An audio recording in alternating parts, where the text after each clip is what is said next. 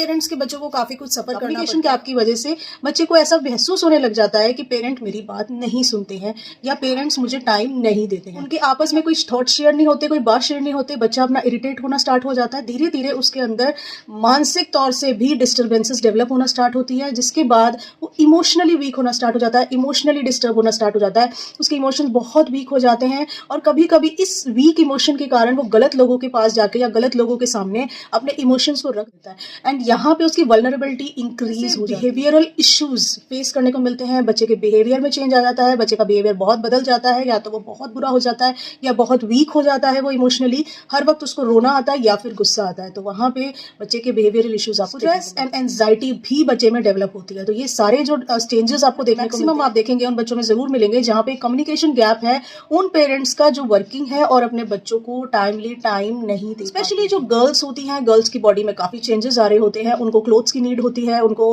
Hygiene और cleanliness की guidance की नीड होती है, उनके इमोशन को कैसे कंट्रोल करें और कैसे उनको मैनेज करें, हार्मोनल चेंजेस को कैसे काउंटर करें, ये सारी चीजें बच्चों को जाननी होती हैं। तो स्पेशली गर्ल्स को ये प्रॉब्लम आती है जहाँ पे उसे अटरली एक ऐसे बंदे की केयर की नीड है जो इस समय उसे गाइड कर सकें कि उसे अपनी बॉडी चेंजेस को, इमोशंस को, अपने हार्मोनल चेंजेस, क्रेविंग्स की, किसी भी तरह के खाने की, किसी भी तरह की चीजों को करने की।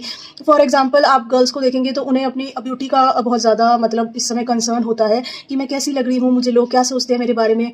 तो ये एक बहुत बड़ा कंसर्न होता है। बच्चे बहुत ज्यादा इन चीजों से ट्रॉमेटाइज होते हैं जहां उन्हें फील हो जाता है कि कोई उन्हें हेट कर रहा है। तो उनमें इतना ब्रेन एक्टिविटी फास्ट होती है कि वो हर छोटी छोटी चीजों को लेके बहुत ज्यादा अपने दिल पे ले लेते हैं।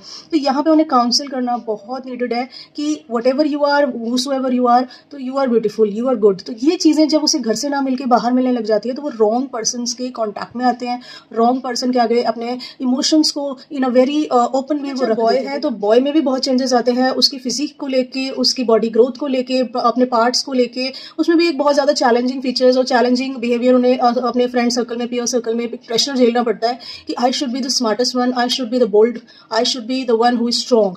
तो वहां पे भी अगर उसे कहीं भी कोई ये फील करवा देता है कि he is weak in any of the way he is developing, तो उसमें एक बहुत बड़ा चेंजिंग है। तब भी आपने अपना शेड्यूल इस तरीके से प्लान करना है कि आप एटलीस्ट मॉर्निंग में या फिर नाइट में अपने बच्चे से 10 मिनट बात करें। मिनटों में आपने ये जरूर पूछना है कि तुम्हारा दिन कैसा था, तुमने आज क्या किया, आज के दिन में तुम्हें क्या बुरा लगा और क्या अच्छा लगा, ये जरूर पूछिए अपने बच्चों से। तुम्हें उठने बैठने में अच्छा लगा, कहाँ तुम्हें जाना अच्छा लगा। प्राइवेसी को मेंटेन करते हुए, उनकी बात की इज्जत रखते हुए, रिस्पेक्ट रखते हुए आपने उनसे सबको नहीं बताना है। जो वो आपसे शेयर करते हैं वो आपके और उनके बीच की एक प्राइवेसी है, उसे प्लीज सबसे जाके शेयर। ट्रस्ट करता है, आपसे कम्युनिकेट करता है। तरीका है कि आप उसकी सुने, अपनी बोले कम और उसकी सुने ज़्यादा।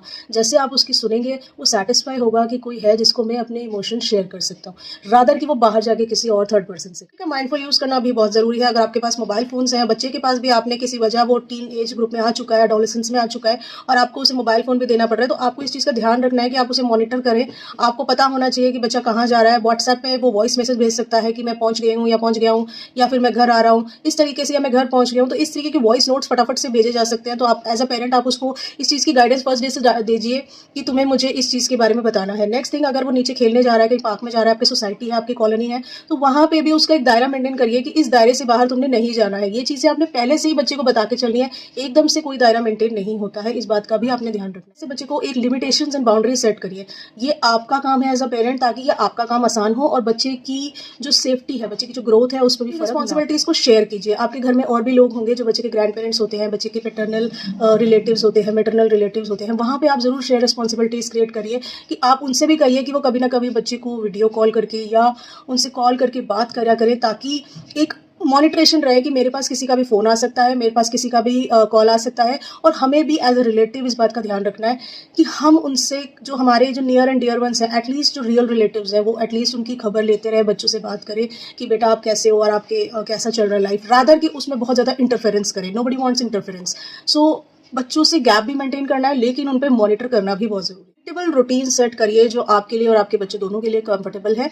तो यहाँ पे ये चीज़ों को जब आप धीरे धीरे करना स्टार्ट करेंगे, स्टार्टिंग में थोड़ी सी कंफ्यूजन हो सकती है, स्टार्टिंग में थोड़ी सी प्रॉब्लम आ सकती है, बट विथ टाइम जब आप बच्चों की नीड्स को समझने की कोशिश करेंगे तो आपको एहसास होगा कि there is so much into upbringing the children and so much into working with them and being with them, so you can cooperate and manage things slowly and steadily.